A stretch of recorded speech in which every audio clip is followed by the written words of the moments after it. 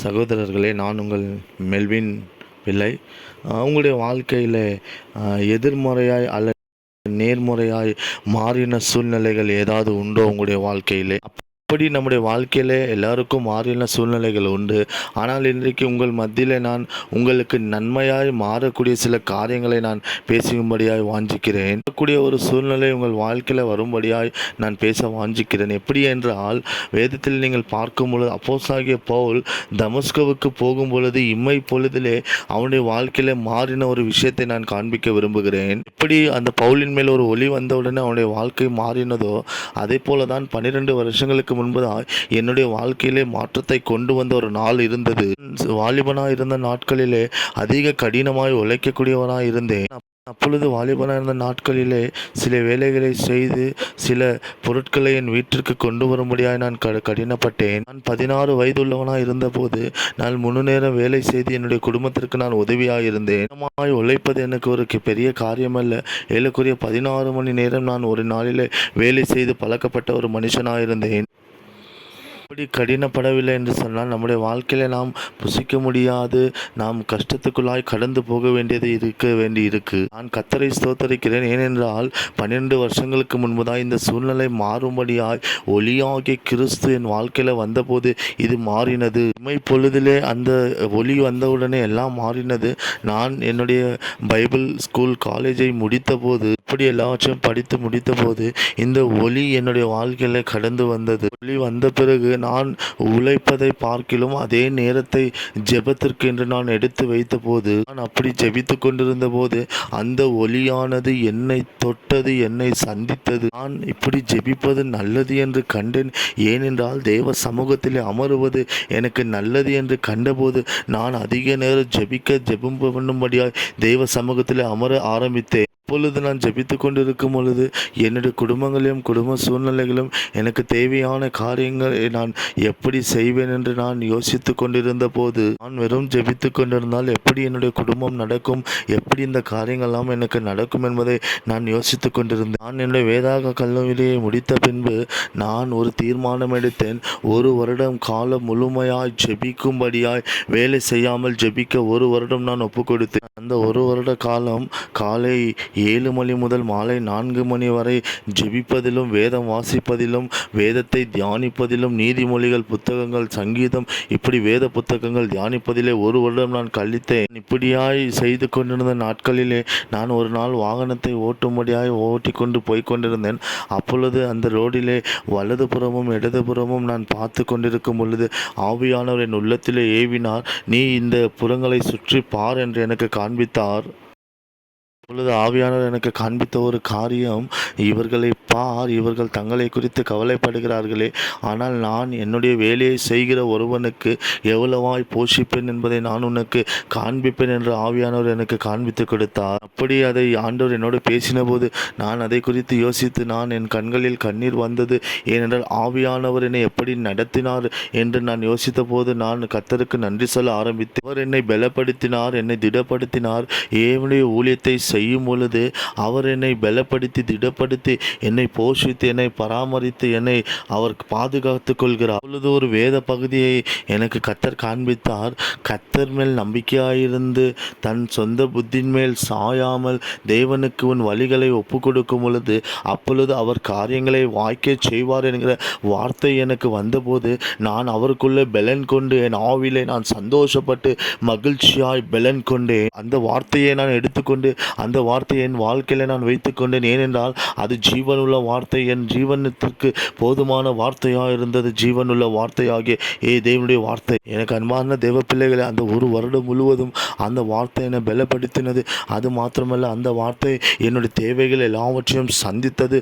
நான் வெறுமையாய் போகாதபடிக்கு அந்த வார்த்தை என்னை பலப்படுத்தி என்னுடைய எல்லா பில்லுகளையும் எல்லா உணவுக்குரிய காரியங்களும் வாகனத்திற்குரிய காரியங்களையும் எல்லாவற்றையும் செய்ய அந்த வார்த்தை என்னோடு இருந்து பலப்படுத்தி பலப்படுத்தினதுனால அந்த ஒரு வருடம் காலம் நான் எதற்கும் தாழ்ச்சி அடையாதபடிக்கு கர்த்தரே என்னை நடத்தினார். அப்பொழுது நான் ஜெபித்து கொண்டிருந்தேன். என்னுடைய ஃபோன் ஆனது, என்னை அலைபேசி வந்தது. நான் எடுத்து பேசின போது அப்பொழுது மெல்வின், உனக்கு ஒரு வேலை இருக்கிறது, உன்னிடத்தில் நான் பேச வேண்டும் வா என்று சொல்லி என்னை அழைத்து அவர்கள் எனக்கு ஒரு சிறிய வேலையை கொடுத்து அதற்குரிய தொகையை கொடுத்து அதற்குரிய வருமானத்தை கொடுத்தார்கள். அதை நான் கர்த்தரை நோக்கி கேட்டு, நான் அப்படியா வீடுகளில் இருக்கும் பொழுது எனக்கு இப்படி அலைபேசிகள் வரும், மெல்வின் நீங்க வா இந்த காரியங்களை எங்களுக்கு செய்து கொடு என்று சொல்லி அவர்கள் சொல்லுவார்கள். என்னிடத்தில் யாரோ சொன்னார்கள், நீ இதை எங்களுக்கு செய்து கொடுப்பாயானால் நான் உங்களுக்கு சில காரியங்களை கொடுப்பேன் என்று சொல்லி அவர்கள் என்னை அழைத்ததினாலே நான் போய் அந்த வேலைகளை செய்து எனக்குரிய தேவைகளை சந்திக்கும்படியாக கர்த்தர் எனக்கு உதவி செய்தார். நான் யாரையும் போய் அணுகவில்லை, யாரிடத்திலும் நான் சொல்லவில்லை. ஆனால் நான் செய்தது ஒன்றே ஒன்று தான். என்னுடைய வீடுகளிலே முழங்கால் படிட்டு ஜெபிப்பதும் வேதத்தை வாசிப்பதும் கர்த்தருடைய வசனத்தை தியானிப்பதுமா நான் இருந்தபோது என்னுடைய தேவைகளை தேவன் இப்படியா என்னுடைய வாழ்க்கையில சந்தித்தார். என்னுடைய வேலை வெறும் ஜெபிப்பதா இருந்தது. 2 மாதங்கள் இப்படி தான் கடந்து போனது. ஒவ்வொரு நாளும் தேவன் என்னை போஷித்தார், என்னை பாதுகாத்தார், என்னை பராமரித்தார், என்னுடைய தேவைகளை அவர் சந்தித்தார். அப்படி ஒரு வருடம் கழிந்து போன பிறகு நான் தேவனை பார்த்து கேட்டேன், ஆண்டவரே இதை தான் நான் எதிர்பார்க்கிறேன், இதை தான் நான் செய்ய விரும்புகிறேன் என்று ஆண்டவரை பார்த்து நான் சொன்னேன். ஒரு மனுஷன் 6 நாள் வேலை செய்து 7வது நாள் தேவனிடத்தில் இருப்பான் என்று பார்க்கிறோம். ஆனால் நான் ஆண்டவரை பார்த்து கேட்டேன், ஆண்டவரே நான் 6 நாள் உம்மோடு இருந்து உம்முடைய ஊழியத்தை செய்து ஒரு நாள் நான் வேலை செய்கிறேன் என்று சொல்லும் போது நான் நினைத்தேன் கர்த்தர் அதை புறக்கணிப்பார் என்று நினைத்தேன். ஆனால் தேவன் அதை புறக்கணிக்காமல் அதை தேவன் ஏற்றுக்கொண்டார். இன்றைக்கும் நான் அப்படித்தான் செய்கிறேன். அப்படி நான் வேலை செய்ய பார்க்கும் பொழுது ஒரு வருஷத்திலே நான் அதிகபட்சமாக 50 அல்ல 55 நாட்கள் மாத்திரம்தான் வேலை செய்வேன். அதை தவிர்த்து மீதி நாட்களெல்லாம் கர்த்தருடைய ஊழியத்தை செய்வதும் ஜெபிப்பதும் வேதத்தை வாசிப்பதும் தியானிப்பதுமாக இருக்கிறபடினாலே கர்த்தர் என்னை அந்த வருடங்களில் எல்லாம் போஷிக்கிற தேவனாக இருக்கிறார். அப்படி நான் கூட்டங்களை நடத்துவதும் மாநாடுகளை தேவனுக்காய் நடத்துவதும் கருத்தரங்குகளை நடத்துவதுமாய் நான் தேவனுடைய ஊழியத்தை தொடர்ந்து செய்து வருகிறேன். அப்படியாய் கர்த்தர் என்னை போஷித்தார், என்னை நடத்தினார், தேவனே என்னை போஷித்து நடத்தினார். எனக்கு அன்பான சகோதரர்களே, நான் உங்களுக்கு சில காரியங்களை சொல்ல விரும்புகிறேன். தேவனை நாம் பார்க்கும் பொழுது அநேக நேரங்களிலே கடினமான காரியங்களை நாம் சந்திப்பதற்கு தேவன் நமக்கு அனுமதி கொடுப்பதில்லை. ஏனென்றால் அவர் நம்மை நடத்துகிறபடினாலே அவர் நம்மை அதற்குள்ளே போகும்படியாக ஒப்பு கொடுக்க மாட்டார். நான் என்னுடைய வாழ்க்கையில் அதிக நேரம் வேலை செய்து 16-17 மணி நேரம் வேலை செய்த நாட்களிலும் என்னுடைய தேவைகள் அவ்வளவாய் சந்திக்கப்படாமல் இருந்தது.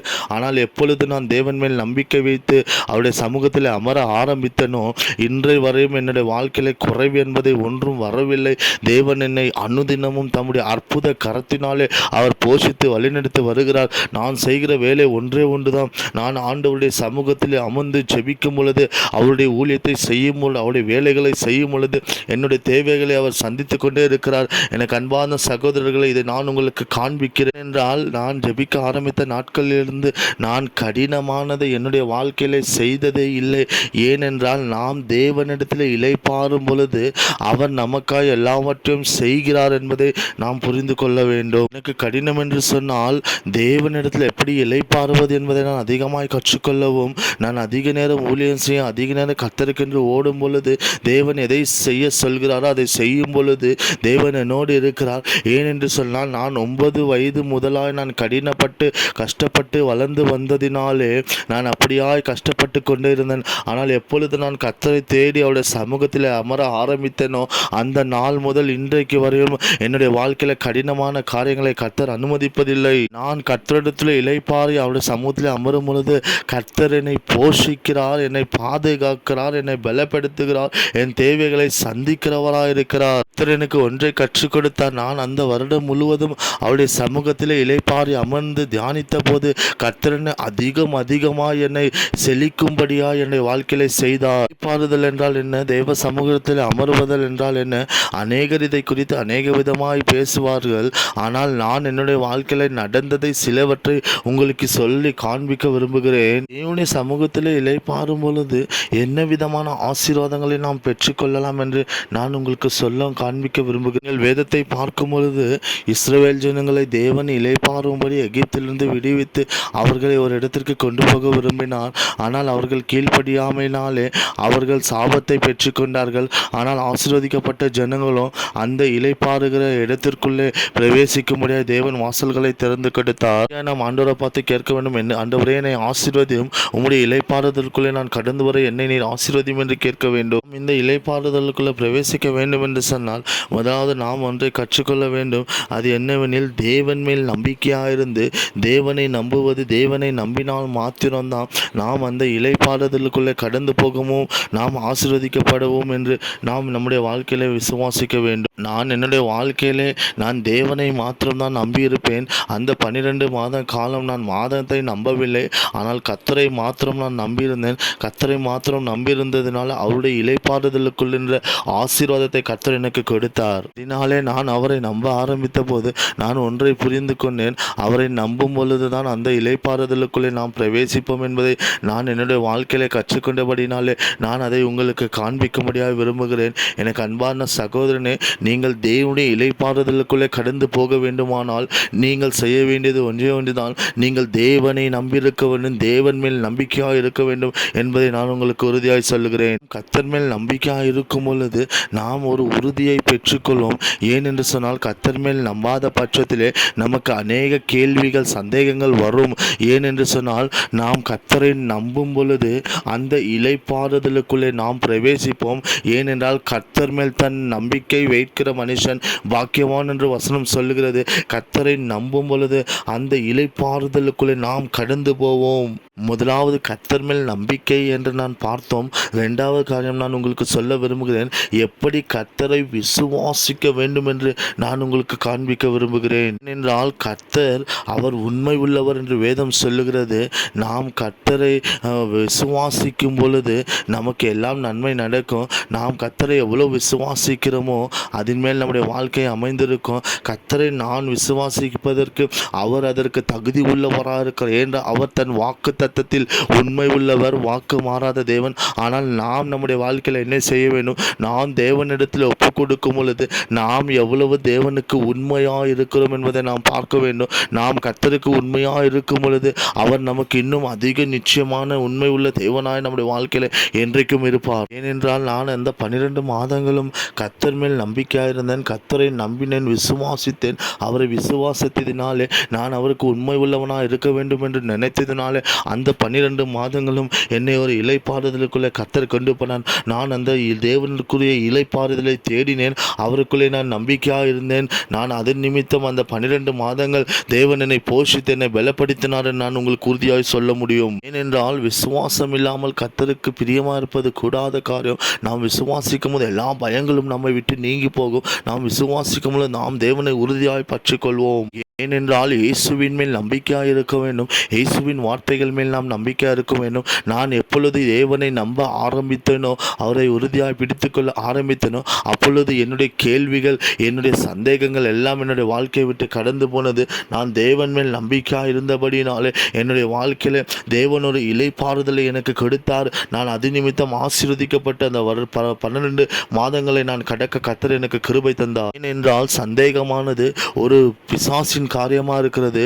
சந்தேகப்படுவது, தேவனை நம்பாதது ஒரு பெரிய பாவத்திற்குரிய அடையாளமாக இருக்கிறது. என்றால் நாம் கர்த்தரை நம்பாதிருக்கும் பொழுது நம்முடைய வாழ்க்கையில் நடக்க இருக்கக்கூடிய அற்புதங்களை அது தடுத்து நிறுத்திவிடும். நான் தேவன் மேல் நம்பிக்கையாக இராத பட்சத்திலே அந்த அற்புதங்கள் என் வாழ்க்கையில் நடக்காது என்பதை நாம் புரிந்து கொள்ள வேண்டும். வேதத்தை வாசித்து பார்க்கும் பொழுது ஒரு நாள் இயேசு கிறிஸ்துவோடு பேதுரும் சீஷர்களும் பிரயாணப்பட்டு போய் கொண்டிருக்கும் பொழுது பேதுரு தண்ணீர் மேல் நடக்க அவன் ஆசைப்பட்டு இயேசுவின் அன்றிலே வர ஆசைப்பட்ட போது இயேசு வா என்று சொன்னார். அவன் நடந்து வந்தான். ஆனால் இமை பொழுதிலே அவன் தேவன் மேல் நம்பிக்கையை இழந்ததினாலே திடீரென்று அவன் தண்ணீருக்குள்ளே மூழ்கிறது போல இருந்து அவன் திடீரென்று தண்ணீருக்குள்ளே மூழ்கிவிட்டான். அப்பொழுது இயேசு அவனை பார்த்து, அற்ப விசுவாசியே, ஏன் உனக்குள்ளே விசுவாசம் இல்லாமல் போனது என்று சொல்லி இயேசுவானவர் பேதுருவை பார்த்து சொன்னார். அன்பான சகோதரர்களை, தேவனுடைய இளைப்பாறுதலை நாம் பெற்றுக்கொள்ள வேண்டுமானால் நாம் தேவன் மேல் நம்பிக்கையாக இருக்க வேண்டும். அவர் மேல் நம்பிக்கையாக இருக்கும் பொழுது நாம் அவரை நம்பும் பொழுது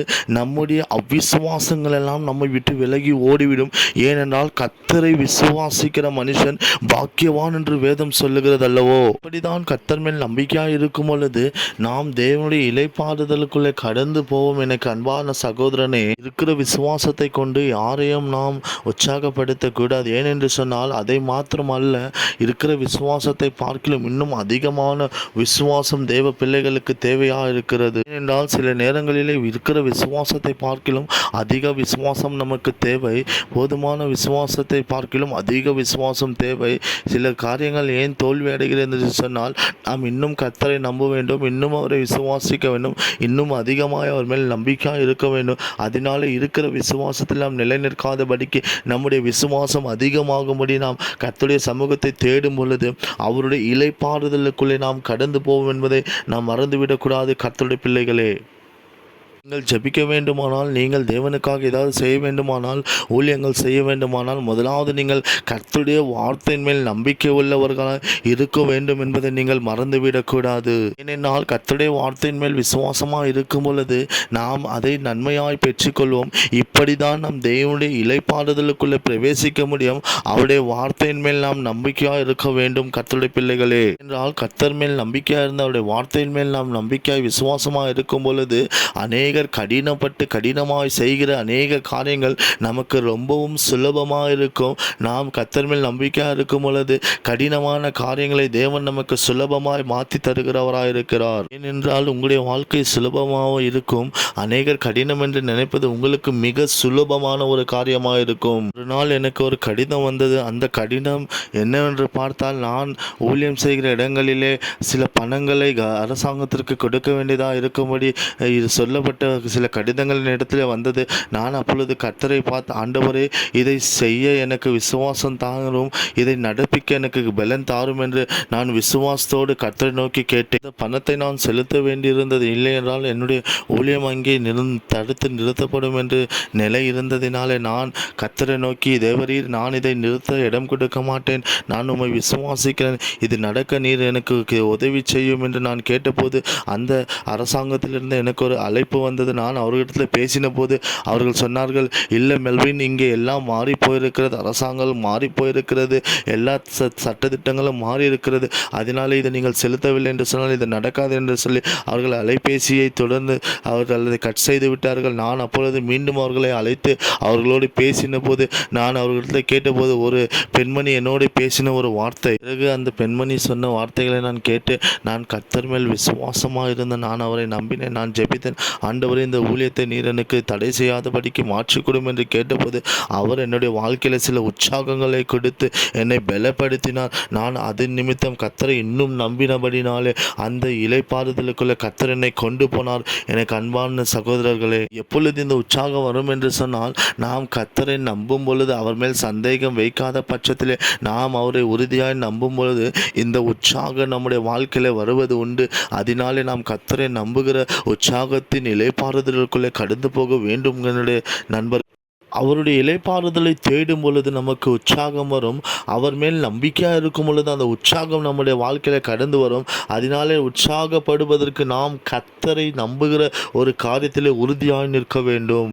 ஏனென்றால் நாம் தேவனை விசுவாசிக்கும் போது நம்முடைய வாழ்க்கை சுலபமாக இருக்கும். கடினமான காரியங்களை கர்த்தர் நமக்கு மாற்றி போடுவார். உற்சாகத்தின் ஆவியை அவர் நமக்கு தருகிறபடினாலே நாம் சோர்ந்து போவதில்லை. நாம் கர்த்தர் மேல் நம்பிக்கையாக இருப்பதை நாம் உறுதிப்படுத்துகிறோம். மீண்டுமா இன்னும் உங்களுடைய விசுவாசம் வளரட்டும், உங்களுடைய விசுவாசம் அதிகரிக்கப்படட்டும். ஒருவேளை உங்களுடைய விசுவாசம் குறைவாக இருந்தால் நீங்கள் தேவனை பார்த்து, எங்கள் விசுவாசத்தை பெருக பண்ணும் ஆண்டவர் என்று கேட்கும் பொழுது அவர் உங்களுடைய விசுவாசத்தை பெருக பண்ணுவார். ஏனென்றால் நாம் அந்த தேவனுடைய இளைப்பாறுதலுக்குள்ளே போகும்படியாக கர்த்தர் விரும்புகிறார். நீங்கள் வேதத்தை பார்க்கும் பொழுது ஆண்டவராக இயேசு கிறிஸ்து இப்படியாய் சொன்னார், வருத்தப்பட்டு பாரம் சுமப்பவர்களே, நீங்கள் என்னிடத்தில் வாருங்கள், நான் உங்களுக்கு இளைப்பாறுதலை தருவேன் என்று ஆண்டவர் அவர்களை பார்த்து சொன்னார். ஏனென்றால் அவருடைய கடினங்களும் அவருடைய நுகங்களையும் தேவன் சுலபமாய் மாற்றி கொடுக்கிற தேவனாக இருக்கிறார். அன்பான சகோதரர்களே, நான் என்னுடைய வாழ்க்கையிலே நான் செய்ய வேண்டிய ஒரு காரியம் என்னவென்றால்,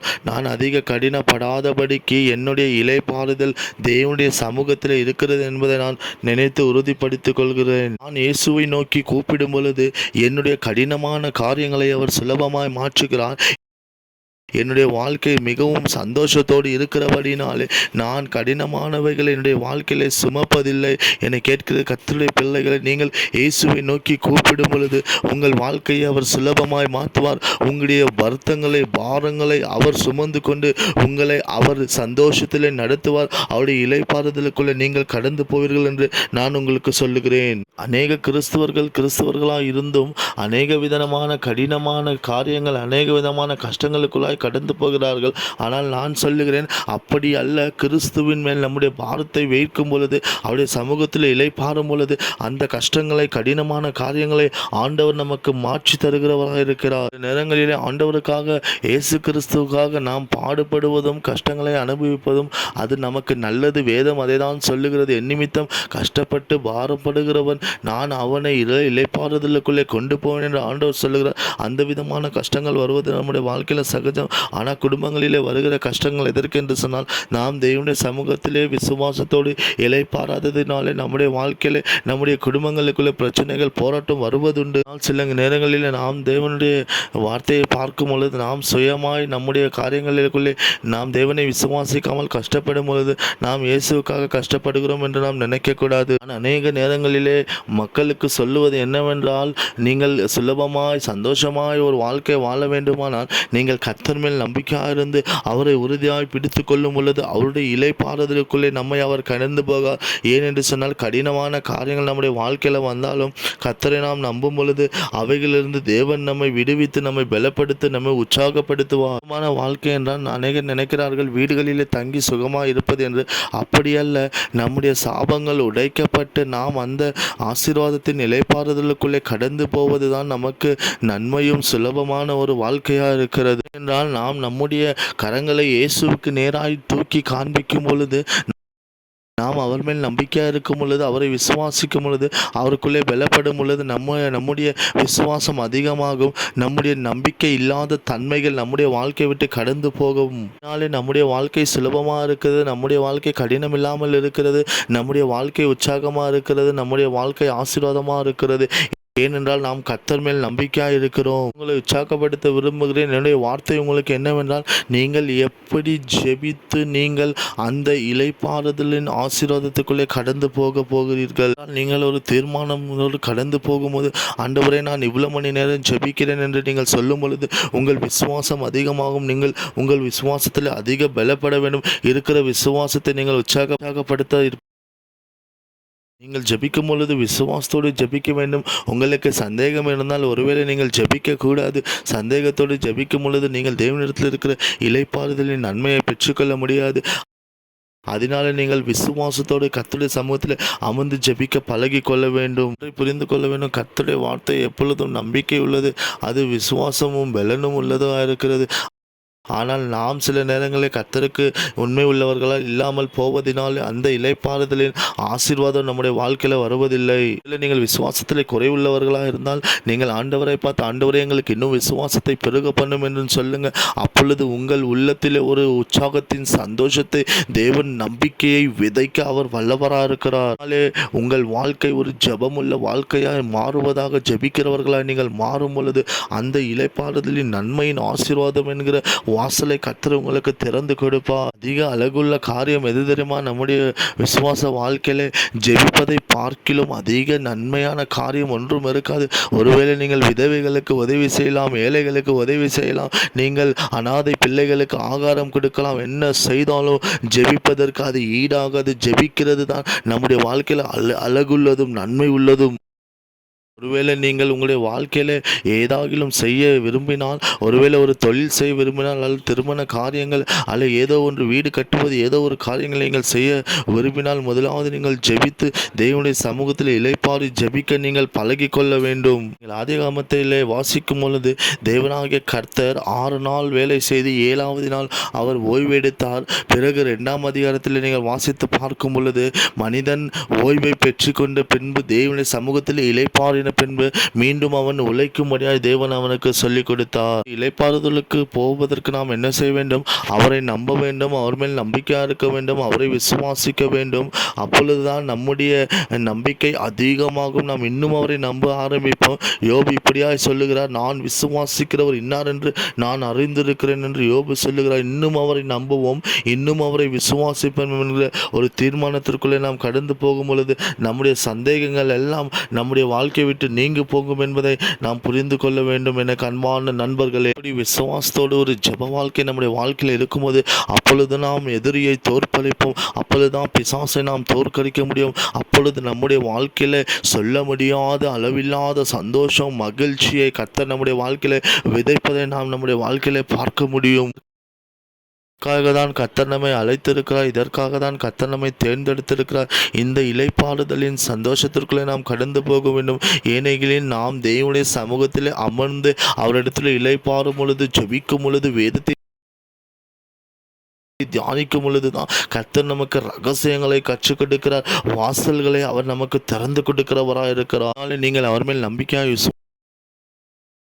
விசுவாசமாக இருங்கள். உங்கள் வாழ்க்கையை கர்த்தர் ஆசீர்வதிப்பார். அதற்காக தான் தேவன் நம்மை தேர்ந்தெடுத்திருக்கிறார். நம்முடைய வாழ்க்கை கர்த்தருடைய மகிமைக்காக இருக்கும் என்று சொல்லி நான் உங்களை இயேசுவின் நாமத்திலே ஆசீர்வதிக்கிறேன். கர்த்தர் உங்களை ஆசீர்வதிப்பாராக.